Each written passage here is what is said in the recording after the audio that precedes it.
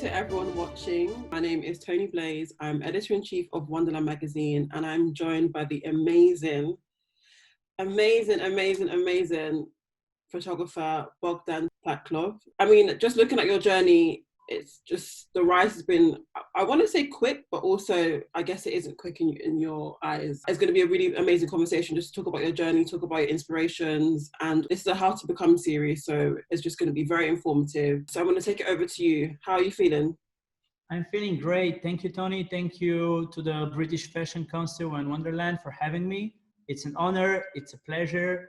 And right from the start, we're recording this on 31st of May. Right now, around the US, a lot of things are happening, and this is something I want to address from the perspective of a privileged, young, white male. Because I see a lot of the comments, and people should know Black Lives Matter. So all the people that comment All Lives Matter, no one is denying that, but you have to know this is not about you, this is not about us. It's about something bigger, and it's something that needs to change, and it's long due that this has to change. To the people living in Europe, there are petitions that you can sign. There are fundings that if you're in a position, you can donate, and you can speak to your friends, to your family. You can educate yourself. I'm educating myself. And yeah, unfortunately, racism, it doesn't have borders. So it exists in America, it exists in Milan, Paris, London, Bulgaria. So this is something that needs to change. It needs to change as soon as possible. So yeah, let's do our part, and we hope to have a better future. I think I couldn't have said it better. So I wanted to also thank you for just wanting to share that on this platform as well. I know when you see these talks, sometimes it can always feel like we're living in this bubble of fashion and nothing else matters but these images and all these beautiful references. But it is definitely important to note the day that we are recording this and how the world is just kind of gone crazy, but within reason, do you know what I mean? And like you said, it's so important to use your platform and to use your voice. And even if it is in this moment where we're supposed to be celebrating your work and celebrating all this, your amazing journey, it's just great to know that we can also mention that, like you said, there's petitions you can sign, there's Google, you know, to educate yourself. Yeah.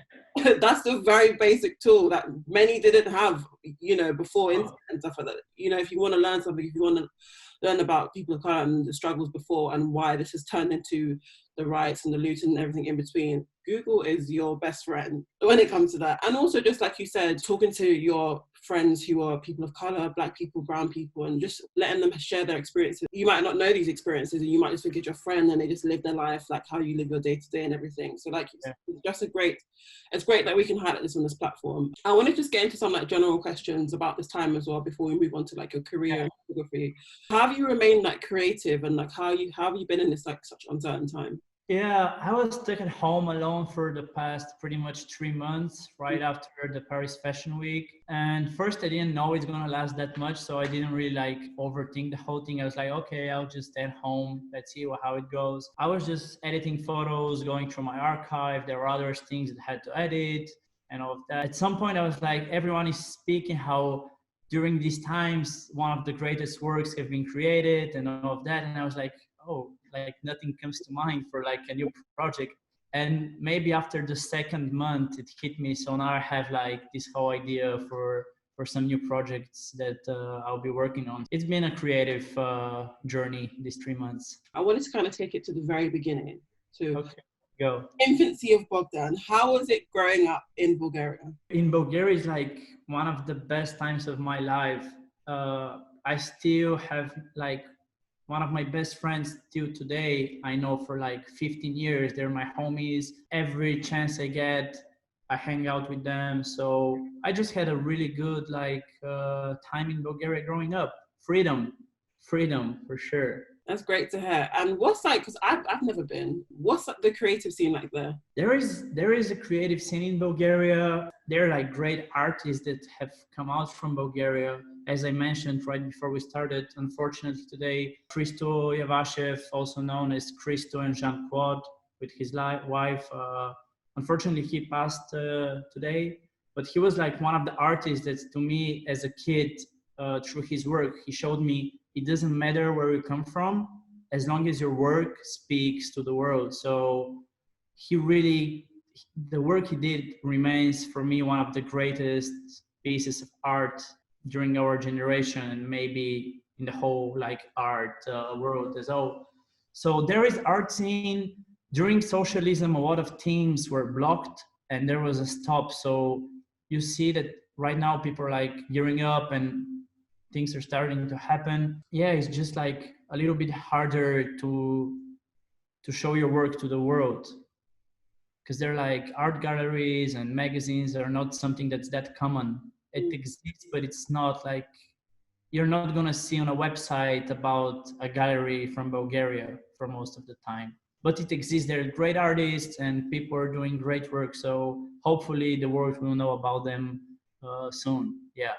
It's sad to hear the news of it's the passing of that artist, but I know we mentioned earlier, you know, when you create work that stands the test of time, it's like that's part of your legacy, and it's just nice to know that art can live on even when you don't exist, you know, Yeah. in the world too.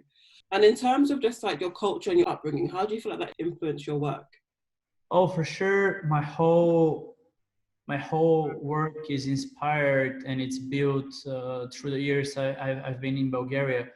My start in photography is like just from shooting skateboarding, and without realizing, often the places that we will shoot are like buildings that have like this brutalism vibe done during socialisms. And to these days, like a lot of the photos I would do are gonna be in a setting like this. It's something that just influenced me without even realizing. The first works that I did, they were at this setting in Bulgaria. When I went back there to do them, and like people were like, "Oh, like that's crazy. Where is that?"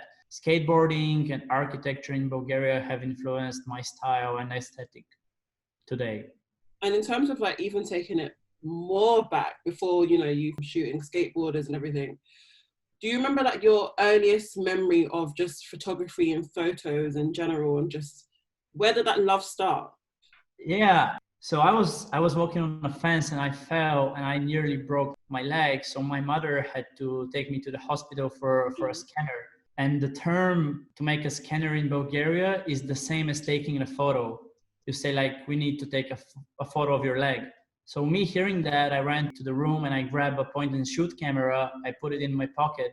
And when we arrived, the doctors were like, okay, like we need to take this photo now. And I was like, don't worry, like I got this. And I showed this like point and shoot camera, which I found in my home. So that's my first memory attaching to a camera. So yeah.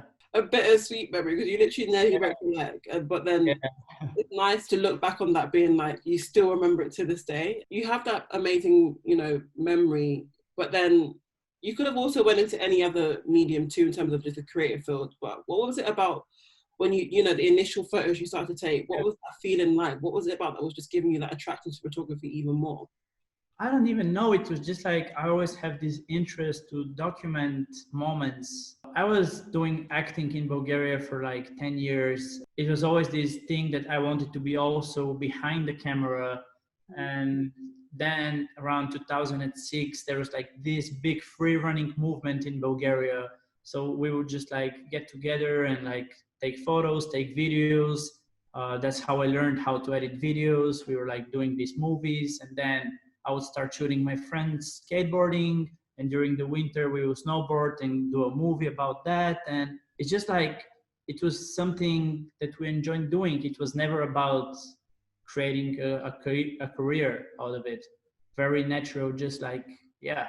In terms of like creating like a career that was connected to photography, was there a moment, you know, when you were taking these photos that you kind of sat back and you realized this could actually be something that I could just do as my, you know, 9 to 5, as my job? Was you kind of working a job on the side? Like, how did you kind of maintain doing photography? Truth is, it never, like the whole thing as photography as a career came late. It came probably around 4 years ago. When I moved to Milan, I moved here to study international relations and politics. And during my first semester, I remember I was super down and I needed to do something creative. And I started to go to all these like rap concerts alone and take photos. And there I met a guy, and I was front row at a Future concert alone. And I asked the guy, hey, can you save my spot for 5 minutes before the show started? And he was like, yeah, yeah. And I go back and he's like, hey, my name is Vincenzo. Shout out Vincenzo Berlan. He's now a manager of the store of Pata in Milan. But back then he was working in Foot Locker. And I remember him saying, hey, let's take some photos soon. I see you have a camera in your hand. And I was like, yeah, let's do it.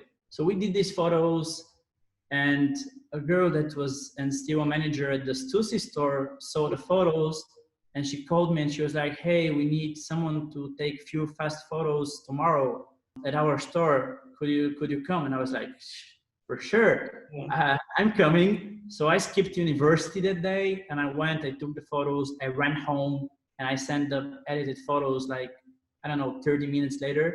She was like, oh, that was fast. This is great. Thank you. Come tomorrow to grab a shirt from the store. And actually, I framed. This is my first payment for a photo work in Italy, in Milan. And I was like, great, like, thank you for the shirt, but can I speak to the boss? And she was like, yeah, like, let me call him. And I went and I spoke with him, and I was like, hey, my name is Bogi. I come from Bulgaria. I've always been interested in skateboarding, and I understand the values of the brand. Can I work for you? Can I shoot for the store? And he was like, okay, let me think about it. Like, let's meet after the summer, because this was like right before the stores closed for the summer break. And in September, he was like, okay, let's do a test shoot. And if you do good, if you can do it by yourself, because I don't have the time to it, you can start doing it. I guess I didn't suck. He was like, cool. And from there, I started doing social media content for the stores of Stussy, Edwin, and Carhartt in Milan. But the guy also had a store about women fashion, more different than shooting the streetwear brands that I know. So by doing that, I step by step learned how to shoot like something in a more like, let's say, fashion direction. And thanks to Federico, he's the guy that gave me this opportunity. I was doing that for a year, and this is how I built my portfolio. Still then, I wasn't sure if this could like be a career, because I'm young, I'm still in university, I have no idea. So yeah, this is how I built my portfolio, and from there it's just like snowballed into a career. I think it's great to have that journey, because it just kind of is a testament to kind of being in, not even being in the right place at the right time, but always kind of putting your best foot forward. Like, for example, you bring your camera to a concert, and then someone just spotting that. And I think people can learn that, whatever creative gift that you have for the world, it's always good to put that forward, with whatever situation that you're in. You just never know who's around. You never know who's watching. You never know what opportunities you can attract if you kind of just turn into a whole, so many potential opportunities. In terms of just obviously shooting like subcultures within society, such as skaters and the whole streetwear scene, how do you feel like these groups kind of like helped you shape the work you do today, especially when it comes to like shooting, like you said, women's wear and stuff? Yeah, this is me. Like, this is what made me who I am. And some of these people are still my best friends to these days. I would never have the style I have as a photographer if it wasn't for that. It's nothing else that shaped me as a photographer. It was for sure this thing like photographing, and yeah, it is skateboarding that gave me this like first love about photography. And because when you shoot skateboarding, for example, if you shoot with a fisheye, you need to get like really close and from a low angle, and then it's something that I'm still like probably doing in my fashion photography. But I don't consider myself as a fashion photographer. I even hardly consider myself as a photographer. But if I do, I'm definitely far away from the work real fashion photographers do. I don't know, it's kind of like funny. I love that you said that. I'm like, well, we are speaking to you as a photographer. Yeah. You're not on the New Wave BFC list for New Wave players for nothing, So let's also note that too. In terms of like aesthetic, I know you mentioned that you kind of still dabble in shooting styles, like when you shoot skaters and stuff. In terms of the fashion aesthetic, do you have any photographers that you've kind of been able to kind of research into in terms of fashion photographers that maybe you kind of not emulate their style, but let's say you admire and, you know, draw your inspirations from? Yeah, for sure. Like from the masters, from the more old school scene, William Klein is one of my favorite photographers. His whole life, his journey, from his street photos to his fashion photography to his films. For me, he's like one of the greatest, a living legend. He should be around like 90 something right now, one of the greatest. And from today photographers, Fabien Montig, I've been fortunate enough to meet him and to call him a friend and observe the way he creates his work. And for sure, it's one of my biggest inspirations. And I'm pretty sure you could see a hint of his work in my work. People watching this now can research into those photographers too, and just that also is like a domino effect. So I don't want that question when you're like, what inspires you? Because it's like people get, even I learn new photographers and new styles. Always, when someone mentions a name, you always research that later. I'll check that, I know this. So then, you know, when you're in person, you just kind of share that knowledge as well. You photograph some like really in demand faces, really in demand, you know, people. Do you have like a favorite person that you've shot? My favorite people to shoot with are my friends. I mean, I love to shoot with Bella. She's someone I consider also a friend, an amazing person, and she's working so hard. Like, people don't understand that being a model is not an easy job, and especially for models trying to come up, I have so much respect after a few years watching them do castings in the heat during the summer or in freezing rain during the winter.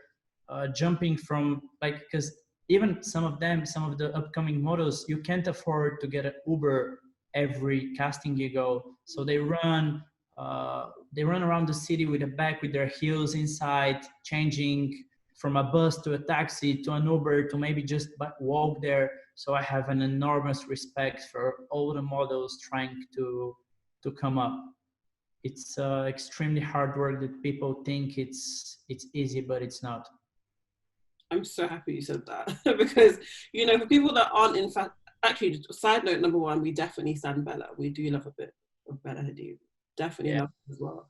For like people that aren't in the industry, there is still that percentage of people that are like, oh, you know, they just get to live this fabulous life and drink champagne and, you know, travel all over the world. Just say hi to Kate Moss one day and then Naomi the next, and it's like, no, these girls are walking 50, 60 shows a season. They're tired, then they get on the plane the next day to do another city, then they're going to this other city, then they're doing campaigns in between.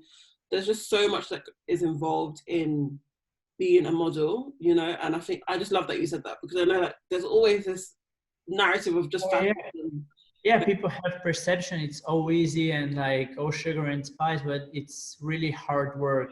So yeah, respect to all the models and pretty much all the people that make the whole industry happen. In terms of just creating mood boards and ideas, what's your process when you're kind of getting into that? There's like two types of shoots. I think one of my favorite photos in general and my best work is made or either of people I know and I have a good connection and understanding who they are, also especially for music artists, or it's something that I've had like literally 30 seconds, 2 photos, chance to make a shot and something great came out of it. Or if I have to do research, because sometimes some brands will for sure want to see a mood, the vibe. I'll either research on my reference folders or like I have some books, magazines, I'll take a look and just create more like the whole vibe of the thing. And yeah, take it from there. And in terms of just like, for anyone watching that wants to kind of build a strong portfolio and kind of just doesn't know how to go about it, what would you suggest them doing? What worked for me was like 1 year I was just like shooting and taking every opportunity I can have and then try to select the images that I think would work for a given job. So this is also something important. Consider what you're trying to get as a job.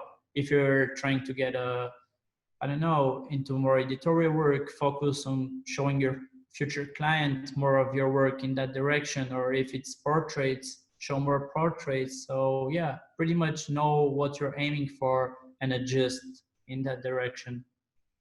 And that's like a great advice to kind of know, like you said, what do you want out of this? What is the journey? Like, what's the path? What do you want to take? I agree in terms of like, because I'm a stylist, so advice is the same. Kind of know what you want. If there's someone that you want to assist, if there's someone, you know, you want to, you know, emulate in terms of like their journey and their career, you kind of go for that by just setting that out and putting that into the atmosphere. Like, this is what I want. This is what I'm going to do to, these are the steps I'm going to take, whether it's assisting, or whether it's, you know, being on set and then seeing a photographer's assistant and you may be the fashion assistant on set and being like, hey, should we connect? Should we do a shoot together? I think it's about, like you said, intention, and also like know who's in your network that can also kind of help you build that strong portfolio. Now, when I read this, you know, this obviously, you know, reading more about you and everything, when I read this portfolio story, I was like, I won't obviously mention it, but it was, you were at a Little Yachty concert, and Virgil was there, and handed him your portfolio, and that chance encounter landed you an editorial with Off-White, and then now you are a regular collaborator with Virgil. Number one, how did you just have your wait, you just tell me the story. Did you have like the portfolio in the book? Was it like a little PDF for your phone? Oh, yeah, it was on my phone. Yeah. Because in my head, I was just, I don't know why, I think my head was moving quite old school. I was imagining you with like one of your, bring the phone. hey, I know we're like listening to a little boat at the moment, but can we just yeah. tell me about that moment? To be fair, like I wanted to work with Virgil way before I met him. And I really believe that when you really want to achieve something, when you really want something to happen, and if you work towards this direction and you're just like a decent, good person, you're like not trying to fuck someone else to get somewhere. Sorry, I don't know if I can swear, but yeah, if you chase your dreams, an opportunity would land at some point. And back then I was like missing, I would always understand that he's playing a set at a party the day after, because I didn't have the network in Milan. I didn't know like a lot of people, so I never knew when he was gonna be where. So one night I'm with one of my best friends from Bulgaria at this Liu Yachty concert, and we hardly even get inside. So I'm inside and I see someone I know, and he's like, yo, like Virgil is in the VIP room, blah, blah, blah. And I'm like, yo, like, can you get me in? And they're like, no, bro, sorry, it's like, you need the bracelet. And I'm like, can you give me a bracelet? They're like, no, we don't have any more. And I was like, I mean, like, cool, whatever. And at some point I see Virgil inside like the main area right before the act is about to perform. And something that really helps me is I have a really strong faith. So I just like said a super fast in my mind a prayer, and I went to him and I was like, hello, Mr. Ablo. I'm not, I know you're not here to work, but can you give me 30 seconds? And Virgil is one of the greatest people I have met in my life. He's always like so open to everyone. He's like with a big smile. He was like, yeah, great. Like, yeah, of course. And right next to him, what is funny was one of my best friends in Milan, Domenico Romeo, and I'm in his studio right now. He gave me a desk here, so this is my headquarters. And I just because he says that he remembers some kid going to him with a phone. So he just like tapped like 1 second per photo on the portfolio. Now in my mind, I'm like, nah, he's not even like looking at it. You know? And he puts the phone down and he's like, cool, like I need someone to shoot something for me. Type your email on my phone and send yourself an email. And I remember like my hands shaking and like writing this email to myself, 20 minutes checking every single word, because I knew like one error and it's gone. So yeah, I did that, and from there, project after project after project, the whole thing just happened. But Virgil is just like an amazing human being, someone that's so humble and has opened doors for so many people. And yeah, I'm just thankful to him, thankful to God for this whole thing.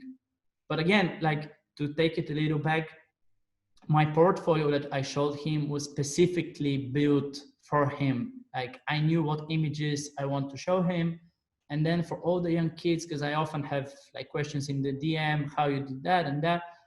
you have to be super proactive. Like if there is a chance, like I had this chance to see him in the club, but then you have to take this chance and go and do something about it. It's not gonna like, it's not, you're not gonna receive an email just like from laying in your bed. So take all the chances you can.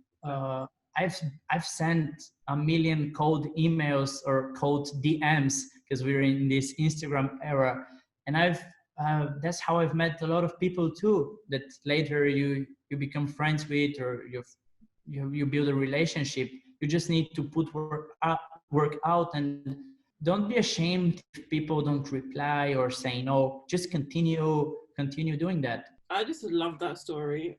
Like, I don't know why I love it so much. I think it's because it's just a testament to obviously Virgil's character, of not only being an innovator, but also just, you know, giving opportunity to someone that he just randomly met at a concert, you know, because, you know, you could have just been like, no, sorry, I'm just too busy. And I think it's also just a testament to when people talk about hard work will get you to a certain level and to get you to where you want to go, but it's your character that sustains you there. You know, you could be the hardest worker, you know, on time, whatever, all that stuff. But, you know, if you've got a bad heart, if you've got bad character, it's not going to sustain you, or you're just going to gain, you know, a name to you that's like, okay, great, that person's a hard worker, whatever, but the character isn't there, you know, the integrity isn't there, the wanting to help people isn't there. You know, you can get to a certain level, but when you get to that level, you kind of have to look down and be like, okay, so who can I pass on my knowledge to? Who can I pass on wisdom to? Who can I pass on opportunity to? So that's why I just love that story, because it's just an example of, you know, someone in a position where they look, you know, they saw someone that needs an opportunity and it blossomed into this. So this is just, it's so great to hear that story. And I just love the advice you gave as well, because I say this too in terms of stylists and assistants who want to work with me, or whatever stylist you want to work with. Just email, messages.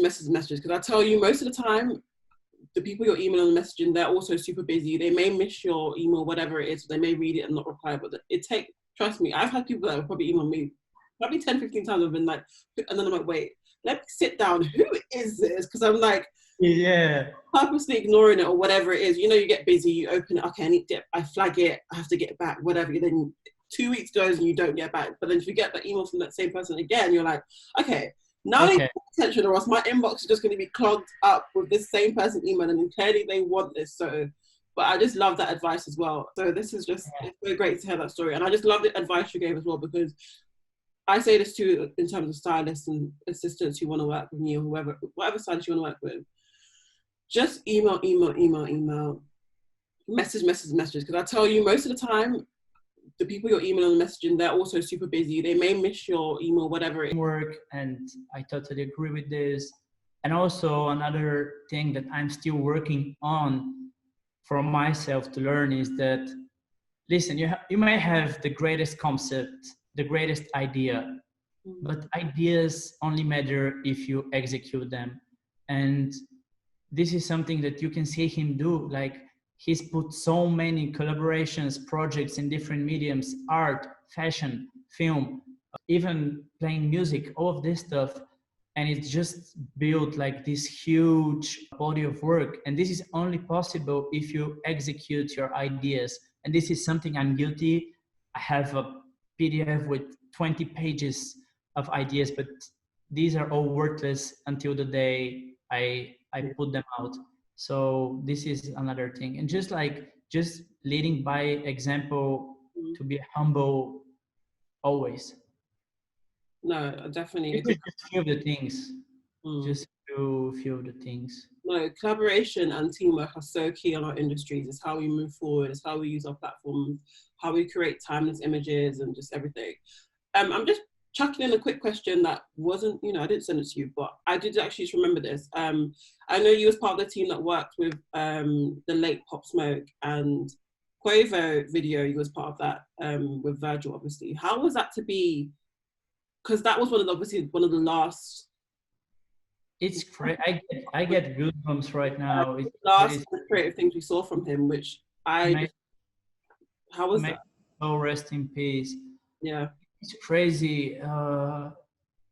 It was right after Virgil's Louis Vuitton show, so and which was right after the Off-White show. So this is just to give people perspective. You get the Off-White, then the LV, and then during the night there's a shoot of a video going wild. And yeah, it was crazy. It was crazy. It was great energy. Pop Smoke was like so happy, and you could just see this. He was special. There was something you don't see often. No, I just had to quickly mention that because I was also such a big fan of him and wanted to work with him. So rest in peace his soul. But I do, yeah, there was just an energy around him. There was just, I remember even like, oh yeah, he was just so happy to be there. There was something brewing there that was just like, you could just see this really young kid that just was about to just become just next level. So I just wanted to kind of just touch on that moment, because when I saw video directed by Virgil Abloh and in collaboration shot with no text at the end from Japan under the whole thing of Off-White rap videos. When are you most inspired in your day-to-day? I think inspiration can hit you at any part of the day. Either it's in the shower or you're walking on the street. If it's when I work best, it's just during night. Like after dinner, I'll chill for an hour and then I'll just sit and edit until maybe 3, 4 in the morning, because there are no notifications. People don't call you. You're just like you with your music and you're just able to sit and edit. And this is what works for me. And then right before I fell asleep, like when I'm laying in my bed and you're really going deep, a lot of times I'll get an idea and I just have always a paper near me with a pencil, and I'll just like write in the dark keywords of this idea. Because if you put a lamp on, you're never gonna fall asleep again. So I just like write big keywords, and in the morning I'll just sit and build the whole thing. I love that. It's true. It's even with me, sometimes you can just, inspiration does definitely come from everywhere. You could be just walk to the shops, you know, obviously kind of pre-quarantine, but you could be walking around seeing someone and then just seeing where they dress, or sometimes I just see these amazing, fabulous old women that just look like impeccable. And I'm like, this is one of the greatest thing in Milan. The old women here is. Yes. Oh my God. Sorry to cut you. No, when I go to Milan Fashion Week, and I do, because obviously I do London, Milan, Paris, and obviously this is all about BFC in London. But just quickly touch. When I go to Milan, I'm like, I can't wear trainers. I need to look impeccable, because the women there just. Sorry, it just gets me so excited about. Oh, it's true. The old generation is just like, it doesn't give you time to stop trying to go to the next level. They're amazing. They do not play, and if you look good, they kind of give you like a, I look a hero. Yeah. Like, oh, they're amazing. They're amazing. Iconic women just said, she likes my shoes. Anyway, moving on. Yeah, but no, you do get inspiration from everyone day to day. You work with obviously brands such as Jordan, Nike Italy, Attico. How do you kind of choose your projects? I try to work with people I admire, friends, people that I appreciate their work, because I think that when you understand someone, his work, and you admire him, this pushes you to create a better work yourself. I try to work with people that I believe in, and brands that I can understand and I like, for the most part, which I think is everyone's goal. Like working with people, in the world, like it's everyone you love and they want to pay your rate too, and you're like, it's just a win-win. In terms of like the whole rate situation, obviously as a freelance photographer, what tips would you give anyone watching that doesn't know how to maybe set their rate? Yeah. It doesn't know how to kind of go about that with clients and stuff like that. Yeah, something important in the beginning, I feel, at least this is what I did. In the beginning, I didn't reject any job. I did everything. It didn't matter how much the rate is. I was just like trying to build this portfolio, and I was not letting, because sometimes it's not even about portfolio or rate. It's about who you will meet at this shoot, and all of this, like if you want to move in this industry, this is important. And at some point when you decide, okay, now I'm working, I'm freelance, there are bills to pay, at some point it's gonna hurt, but some projects you have to reject because they're not at a certain level of your rate. And it hurts. It's not something that you want to do, but if you want people to respect you and if you want to have your rate as your rate, you need to step up and stand your grounds. And also, I think it's important to do this in regards of your fellow photographers or stylists or just people working, because if you like cut your pay or whatever in half just to get a certain job, you're doing everyone a bad favor, because then they're going to be, I paid this guy this money, so you should do it again for this rate. And this is so bad. And I've had this conversation with my friends in Milan with other photographers, and we really agreed on that. It's freelance. It's not easy. There are months that there might be no work or whatever, but we need to stand our grounds. Every freelance artist in every industry, because you might get one job, but then you're hurting the whole collective of people. So yeah, this is something that you have to have in mind too. And that's so important to say. I actually didn't even, weirdly enough, I didn't think about it, that narrative of like, if you're taking that rate, you are also affecting likewise in your industry, which is so, so true. And I agree with you 100%. As you know, your portfolio grows as it kind of gets bigger and bigger. You kind of reevaluate what that rate is for you. And, as it gets stronger and stronger, then, the rate and the money has to get stronger and stronger when that portfolio grows. So it's even I just learned something now. It's so true.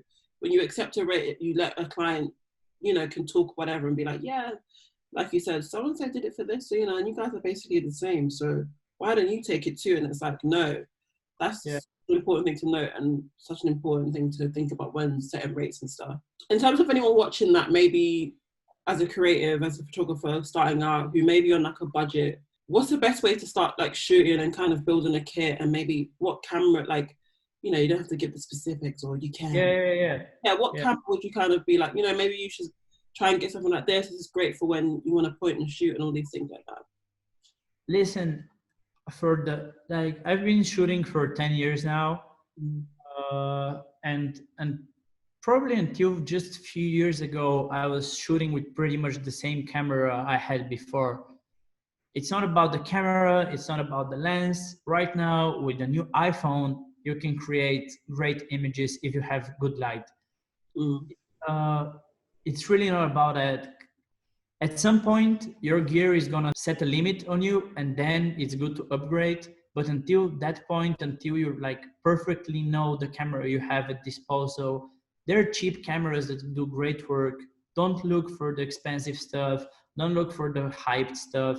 Just get something that works. Shoot as much as you can. That's it. You don't need really a new iPhone. It's working. No. It depends how much time you want to invest in just like working and building your work. Yeah, building on yourself. No, I think that's great advice, because I say this to like young stylists as well, when they're like, oh, I don't have like the big brands to shoot, I don't have the XYZs, and it's like you kind of always have to look at your network too. Look at the up and coming designers, look at the ones who are about to graduate, look at the those are the ones usually that in 5 years time are the ones everyone is talking about, and it's like they're the ones that do want the portfolio exposure and they want the pages in the magazine. So don't always think, oh, I don't have this brand or this massive brand. It's like, no, you need to look at that. There's so many amazing graduates and so many amazing students that are building amazing collections. So it's always good to kind of tap into that first. And then, as you said, it grows and grows and builds and develops and develops. What's one thing you love about photography and like your job? People. I love people. I love meeting people. I appreciate so much all the people I've met the past years, just like shooting and working on different projects. And then, of course, like traveling and locations. I was just, because right now the things in Milan just opened and we started to shoot again.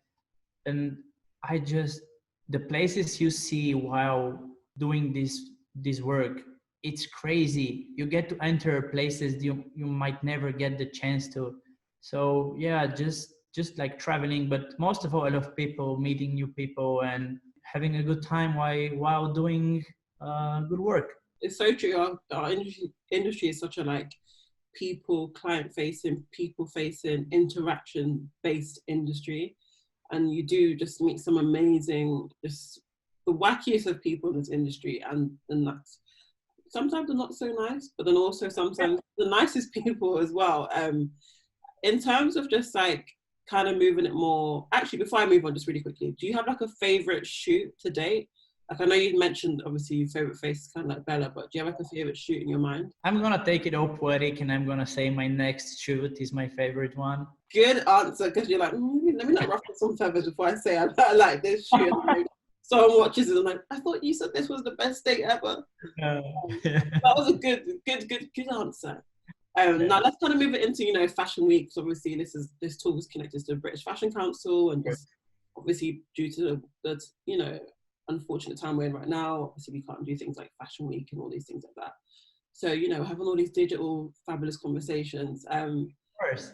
Before I moved to London, just a quick mention, what is it like working backstage and shooting for Off-White? Oh, it's the best, because right now the whole Off-White team is a family. You know, everyone, we look so forward, like each fashion week. Also the production, it's the same production team that it's always in every show, and everyone is really like a family. It's like going back to Bulgaria and seeing my friends when I go to Paris. And I was just having this conversation with one of my friends from the video team, and we're really like gonna miss June in Paris, because this is my favorite fashion week. Is the vibe is great, the weather is splendid, all the people are there, but yeah. But also moving it into London Fashion Week. Let's go. What is it you love about just London and London Fashion Week? I know you just said that, you know, somewhere else was your favorite, but yeah, I'm sorry. Let's bring it back to London and, you know, the topic of London Fashion Week. What do you love about that kind of? What I love about London and the energy of the people there is just like they're very unapologetic. You know, there's still this very punk attitude and this like, this is who I am, and the self-expression is just different from every other place.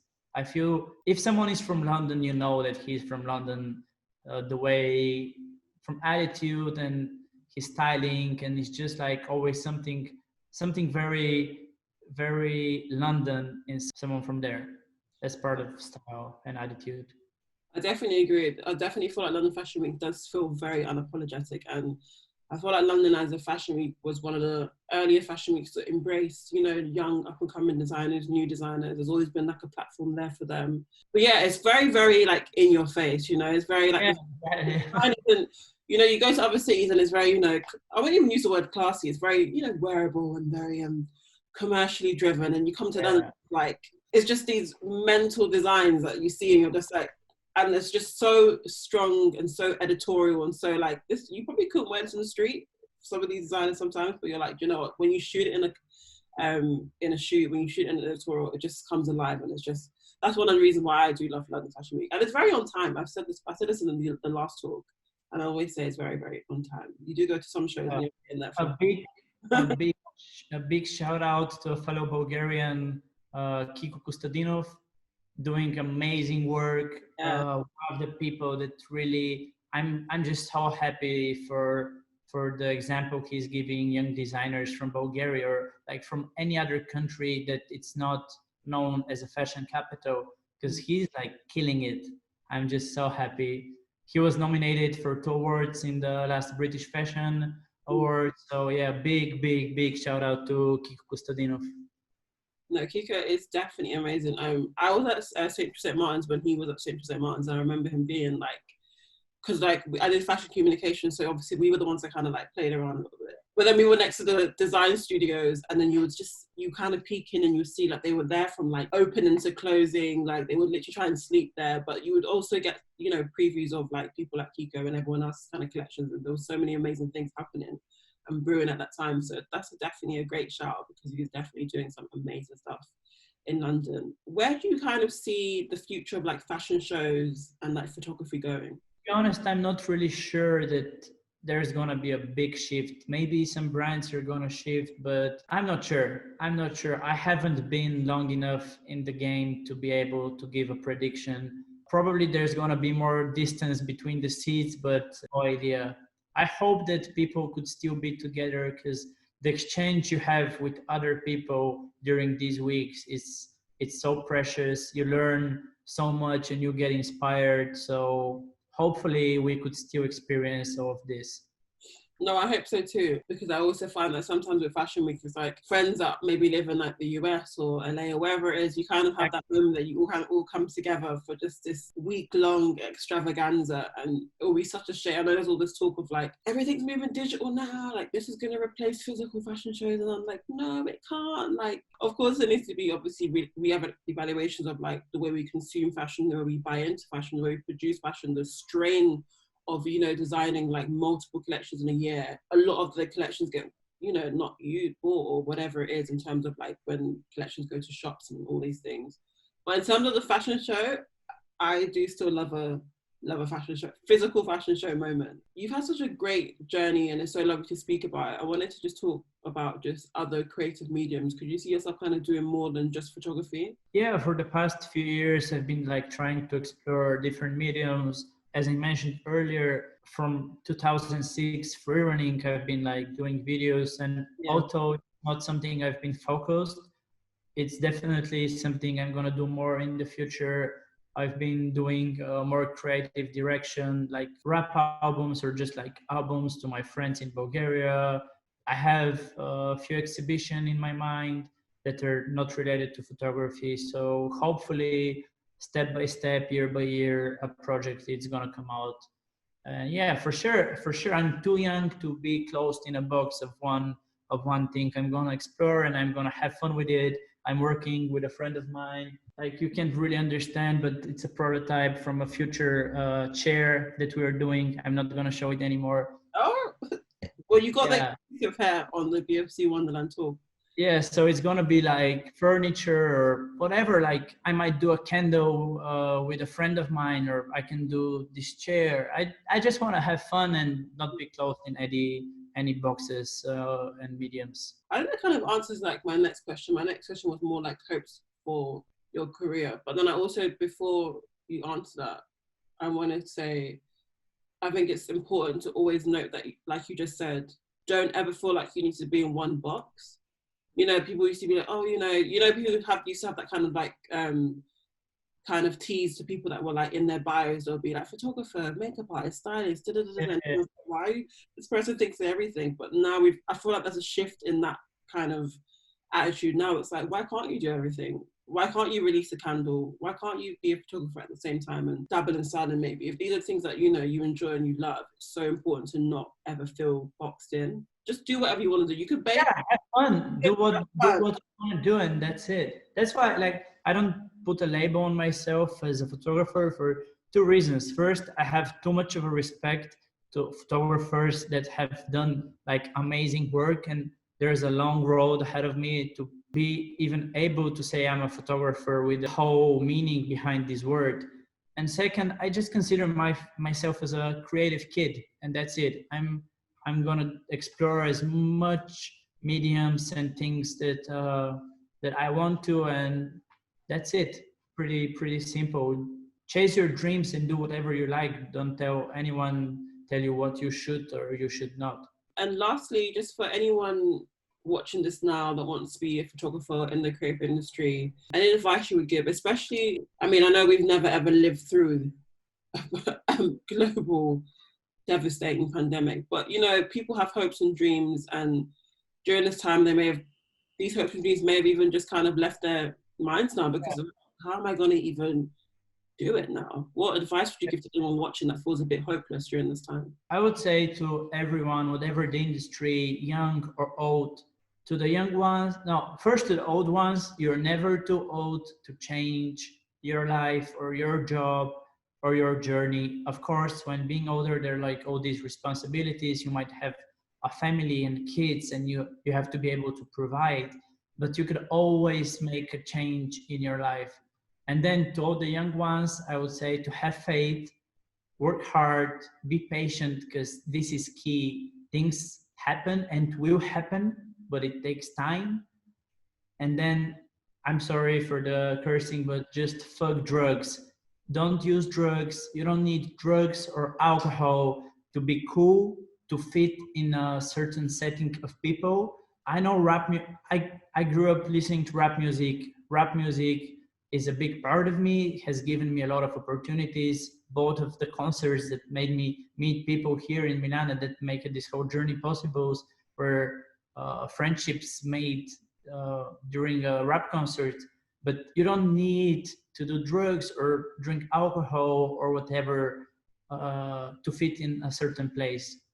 I haven't done drugs in my life ever, anything. I'm friends with a lot of rappers, you know, like I in the Italian scene, or even not friends with like all of the US ones, but I have a good relationship with some rappers. I've never done drugs in my life. I've refused when I've been passed a joint to smoke, and no one is gonna think, oh, this kid is a jerk. Why is he not smoking? It's all good, especially like if older people, older rappers pass you a joint, let's say, they're doing it because they share, but it's not to make you smoke. If you don't smoke, they don't care. It's so good. Maybe it's even better for them. Don't make someone push you to do anything that you don't want to do, because there's so much peer pressure around the whole world. Kids have to know that. Yeah, that's it pretty much. And then read books. Read Napoleon Hill. To all the kids, read his book and learn about how powerful your thoughts are. And yeah, that's it pretty much.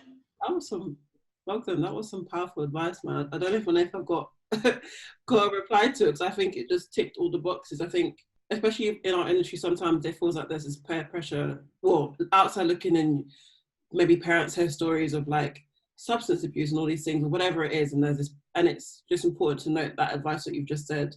Stay true to your identity, stay true to who you were before you got into any industry, you know, and like you said, educate yourself on Napoleon Hill and be in the right place and work hard, but, you know, integrity, stay true to who you are. And that is what this How to Become series is. It's about learning about stories like, you know, you getting into photography and maintaining who you are and still getting all these opportunities and still being able to work with people who you want to work with. So to me, this has been a great chat. I've had a great... Thank you so much. What a great end to end the weekend. And also, just a last quick word. It doesn't matter where you come from. Always have faith that you can achieve everything that you want to achieve. Just do it. You can do it. And I believe 100%. It might sound cheesy and something that everyone has said, but everything is possible as long as you have faith, you work hard, and you have patience. You can achieve all your dreams. It doesn't matter where you come from. Where we are born doesn't set a limit where we can go. On that powerful note, I just want to thank you so much, Bogdan, for joining me on the British Fashion Council X Wonderland How to Become series. A lot of gems were dropped in this conversation. I'm not just bigging it up.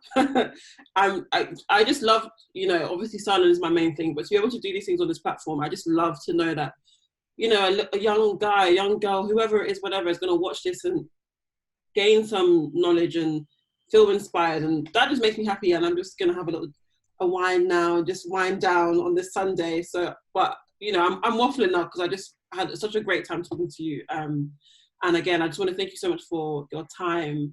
And to be honest, we, you know, New Wave Creative, you are on the list for BFC, and here at Wonderland, we cannot wait to see what you do next in terms of shooting and all the pies you've got your hands in and everything. So, yeah, thank you so much for joining me. Thank you so much, Tony. Thank you to the Wonderland and BFC opportunity that has given me this huge platform. I hope some kids are inspired. And yeah, that's it. Thank you so much. I really appreciate it. And hopefully we're going to meet soon somewhere around the globe. Thank you, Bogdan. Thank you so much. Thank you so much.